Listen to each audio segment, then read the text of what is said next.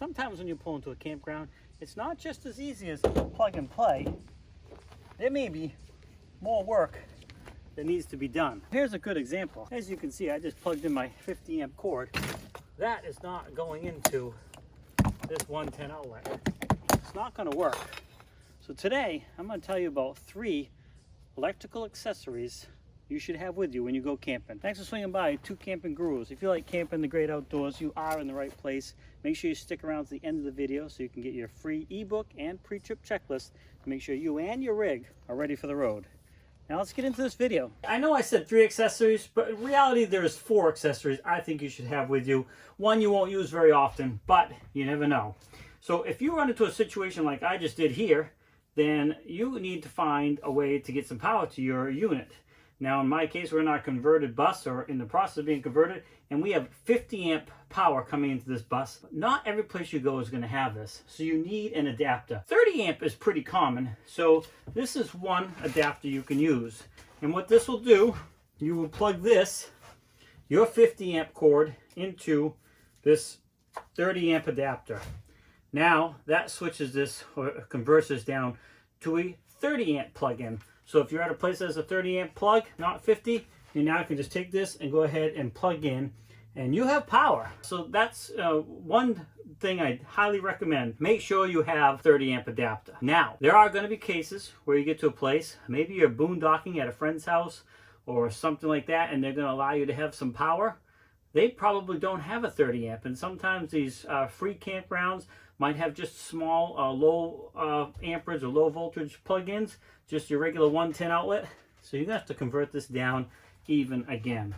So the next accessory you want is a 30 amp to standard household outlet. And once again, you're gonna continue with this setup here, but then you're gonna go ahead and plug this 30 amp adapter into that. Then you can turn around and take this and plug it right in to a regular 110 household outlet, such as what we just ran into in this case here. Now there is an awful lot of weight on this, and there'll be a lot of weight on this, and that one happens to be sideways. So I recommend you finding a way to, if you can string this up if you can somehow, pound something in the ground just to take some weight off this, would be highly recommended. But sometimes, the outlet's just a regular way, maybe you plug it inside a garage. This will work just fine. There's still a lot of weight, but you can do something to mitigate that just a little bit. These 2 are absolute must-haves if you have 50 amp power in your RV and you're going to be out and about, because many places don't have it. A lot of your big paid campgrounds have 50 amp options, but they may not, and a lot of your smaller ones don't. So it's a hit or miss. You want to be prepared. So get the adapter from 50 to 30, and also get the adapter from 30 down to your regular household 20 amp outlet, or even 15. Make sure, again, always read your manufacturer's instructions and manuals and stuff like that when you get these things, but you really got to have these if you're out camping. But if your power cord is just a standard outlet cord, such as this here, let's say you did your own build, or you're just doing tent camping or something like that, but you want to have some power, if you go to a place, which is very rare, that does not have 110 but they have 30, then this is a little handy adapter to have, because you can plug your regular cord into there like that, and this converts it to 30 amp, and you can plug in. With this setup here, you want to make sure that you're using heavy duty cord. Actually, in all cases, use heavy duty cords. Don't use cheap stuff, use good stuff, and make sure they're rated for the amount of power that you are flowing through these things. It's not good to take a higher amp or a higher voltage power source and run it through a cord that is not equipped for that. So don't do that. Make sure you read your cord and what it can handle before you do this. Now, another good thing to have is, just as I mentioned here, a regular heavy duty cord. So it's another option. Let's say you go to a place that only has 110 like this, like you're going to a friend's place or something like that, and you're going to boondock. Yes, you can do all this, and you can plug this in, and you can be all set up to plug in. A couple cases this may not work out very well. This may not fit where you're trying to put it, and maybe you're only going to be there for a little bit, and you just want to run a light or 2 in your rig just for the night.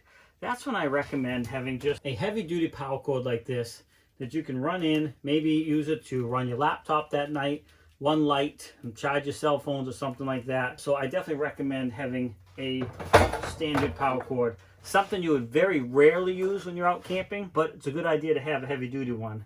And again, this one here you would not use very often. This is the 15/20 to 30 amp converter. So if you plan on going camping and you have 50 amp service, then these are things I recommend you absolutely have. Maybe this one too, not a necessity, and a heavy duty drop cord for a case that might just make sense if you're just stopping for a short time and you don't want to drag out this huge 50 amp cord that weighs a ton. I'll put a link for all 3 of these or all 4 of these as well as a drop cord in the description.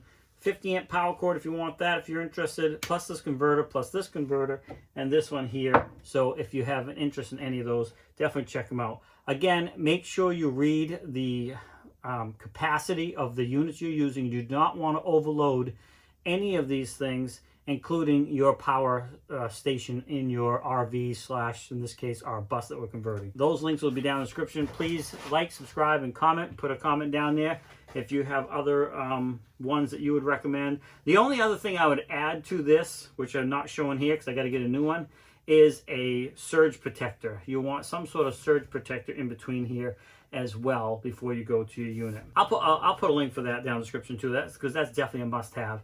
It just wasn't about today's video. It's really about today's video is about if you get to a place where the plug-in is not matching up with your setup. Also, if you made it this far and you want that free ebook and pre-trip checklist, make sure you click on the link down in the description. You can get that. It's going to help make sure you go through everything and make sure you and your rig are ready to hit the road. Thanks for swinging by Two Camping Gurus. Please like, subscribe, comment. Come back often for more videos. Have a great day. Happy camping. And we'll see you in the next video. Sometimes when you pull up to a campground, it's not just as easy as plug and play. Take 2.